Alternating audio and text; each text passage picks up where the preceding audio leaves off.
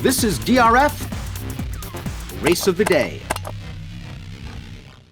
Hi everybody, Dan Illman here, taking a look at the DRF Race of the Day for Monday, June the 14th. Let's throw up the field for race number 4 at Assiniboia Downs. It's an optional claiming event at a 2-turn 7-furlong distance, and we're kicking off the $1 pick 4 with a $25,000 guaranteed pool. Get your free formulator past performances for this race on the Race of the Day event page at DRF.com and handicap along with me. And remember to head on over to ASDowns.com or the Assiniboia Downs YouTube page for interactive handicapping. It's ASD Live on Monday. Consider this $1 pick 4 with the $25,000 guaranteed payout. Taking a look at the Timeform US Pace Projector, they've got your morning line favorite, the number 1 Real Grace, on the lead. Real Grace took him wire to wire in last year's Canadian Derby at Century Mile.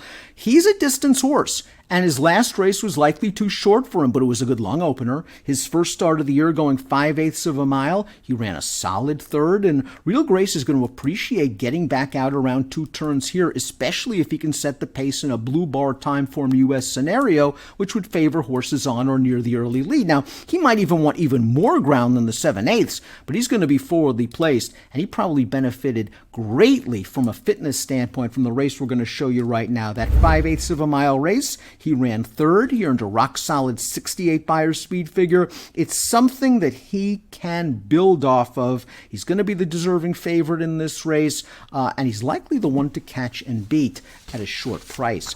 Number 2 is Mas Mischief. Mas Mischief is just a hard hitter. Lots of seconds and thirds on his page. He was second in his most recent start at Assiniboia Downs, although he likely had a tougher race flow than the winner, Gold Beyer, who we'll talk about in a little bit. Gold Beyer got up close to a moderate pace and sprinted on home. Mas Mischief lingered near the back of the pack and just had too much work to do turning into the stretch. It was a good effort for Mas Mischief. Now, if you believe Timeform US and that this pace is going to be slow, well, maybe Mas Mischief will be up against it yet again. But this is a horse that just seems to show up every time. Unfortunately for him, sometimes it's 1 or 2 better than him at the wire. 4-1 on the morning line. I wouldn't be surprised if he drifts just a little bit come post time. Here's Gold Beyer beating Mas Mischief in Gold Beyer's seasonal debut, going the 2-turn 7/8 of a mile. Again, great trip. Look at those fractions. 25-2, 48-3. Gold Beyer builds up an insurmountable lead. Mas Mischief can't catch him.